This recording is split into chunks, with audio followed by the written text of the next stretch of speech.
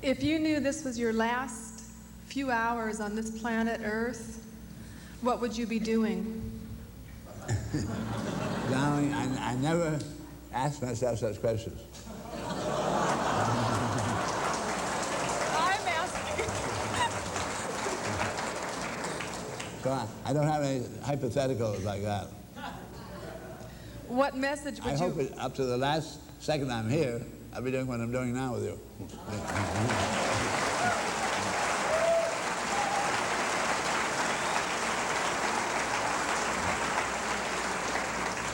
If it were your last day, what would be your message to us? What would be the message you would want to leave for us?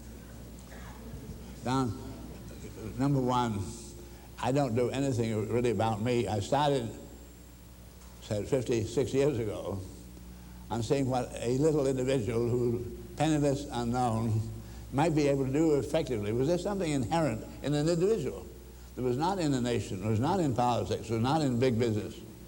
What could the individual do? So I'm an experiment to see what the little individual could do. And I never forget, I'm a little individual. What good news about me is that I am an average, healthy human being. I did have very good luck in getting that exposure to generalization through the Navy. That was extraordinarily good fortune. But at any rate, I don't do anything. People often ask me, I really have many newspapers, what do you want to be remembered for? I say, I don't want to be remembered. I'm not doing what I do to be remembered. I do hope what I've been able to discover and get out on paper and printed will be read and will be, the significance of it will be appreciated. I hope that's, but I don't care about appreciating me doing it. I want the people to appreciate the significance of it, so they'll act that way.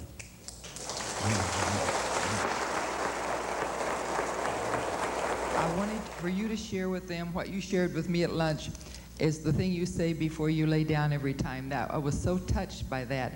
I think these people would really appreciate hearing that. I think, Peggy, I'd like to mention when we first sat down, I told you that I had been on this terrific, physically trying schedule. And it wasn't just crossing the Atlantic, things like that. They were occasions when people I was speaking to might make some difference, you know. And so I felt responsibility all the way. But at any rate, I've been traveling and speaking so much recently that I was really terribly tired. Last night I was so tired I really couldn't sleep properly. Sometimes when you're really tired, you can't. And I arrived here this morning feeling really, my heart was palpitating. I had, I'm sorry to say, my first experience with something like that going wrong in about 2 weeks ago in Boston. I was coming up out of the subway at Park Street there, and the escalator had stopped. And it was 30 feet, it was 3 stories high. And there was an iron gate, one-way gate, and people were piling in behind me, wanting to get up this thing. So I felt compunction to try to get out of their way as fast as I could. So I worked terribly hard, pulling myself up that escalator, and I got to the top, and crossing Tremont Street, and I began to, luckily I had a young engineer with me. I said, I think I'm passing out here. And I did pass out, and they got me onto a bench in the park. And next thing when I came to, they said they had an ambulance from the Massachusetts General Hospital, and they checked my heart and everything, said, you seem to be pretty good. You might as well go over to the hospital to have a checkup while we have the ambulance right here. So I did. And the young doctor, who was a really very good one in Massachusetts, they gave me electrocardiographs, a number of things, and he said, what's the name of your doctor? I said, Dr. Pocock in Los Angeles. So he called Pocock, and he told him what the symptoms and everything he had, and they both agreed that it's perfectly all right for me to go on now. Anyway, I'm still shocked by an event where I passed out right in the street. Luckily, I had a friend with me. Anyway, when I came today, I was really feeling like that was almost imminent. I wondered, am I going to pass out in front of these people? No, I can't tell you, my heart was beating hard, and having time to get enough breath. And so I was really very apprehensive. And when we met at lunch, I told you, I felt as if I was 10 years old again. There's something very mysterious that goes on. I've spoken probably, publicly several thousands of times, large audiences, and something happens very strange. The audiences give you strength. If we're really understanding something together, there's something very, very mysterious about this. But I am right now, feel like a 10-year-old again. Something's absolutely happened to me. Anyway, that's what I talked to Peggy about.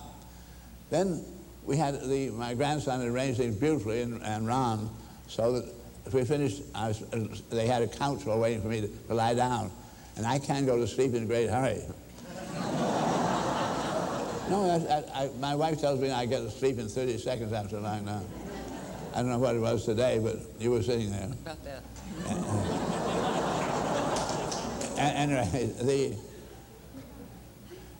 I stood up beside you and I said, Peggy, I'd like to tell you, whenever I'm going to lie down or to take a nap, even sitting in a chair, whenever I'm going to go to sleep, let go, I always say, yours, dear God, is all the glory.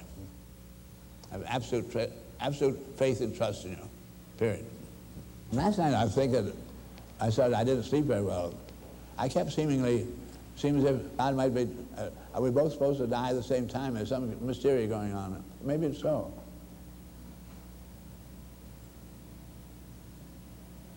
I'm sure every one of you had some very extraordinary experiences that can never be classified as probability. I'm not going to talk about the ones that I have had, but I really have had many, and I'm sure you have, where it goes way beyond coincidence.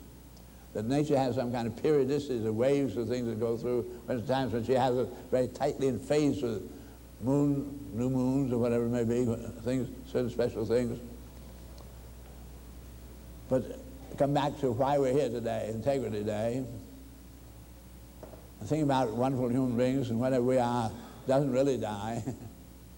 But this particular experiment, don't forget, we really are in question. Are we really going to carry on with our integrity?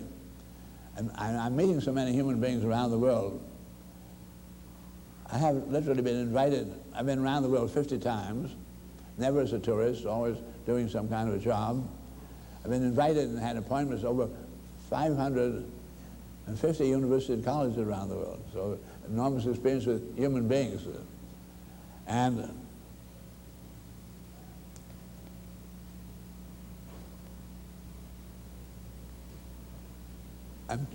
I obviously, many things I've said to you, I'm tremendously familiar with a great set of changes going on. But you often you can really have a miscarriage here very easy. I think we're breaking through into a completely new relationship to the universe. I think we had to have the custom we had. I don't rue anything. People often ask me, how would you like to redo your life? I wouldn't change a thing. I don't know anybody who's made so many mistakes, and that's the only reason I know so much.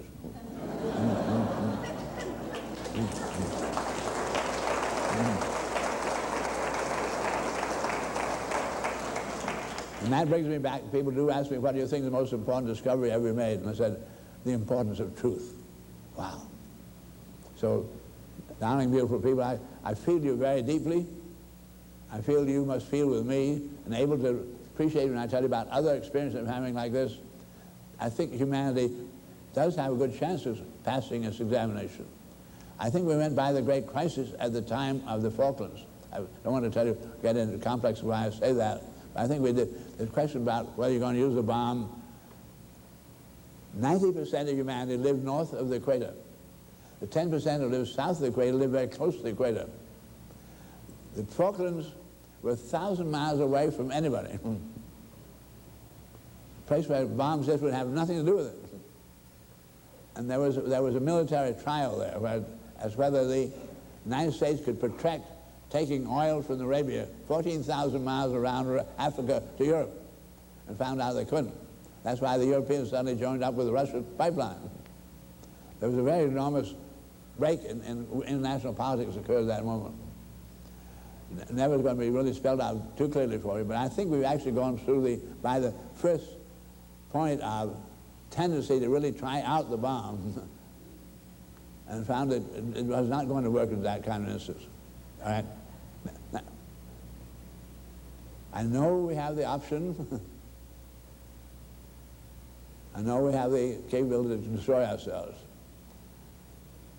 I also known enough human beings to really be weighted on the side.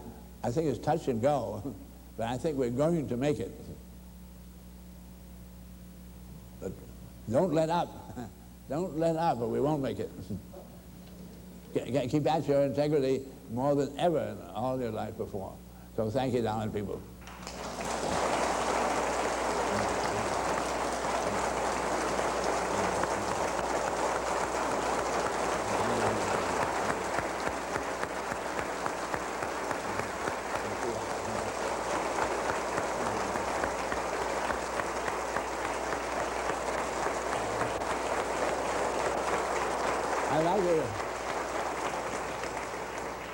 I don't take that personally. I'm terribly excited by what you did because it tells me you understood me. Well, that's what we really care about. So I thank God for that.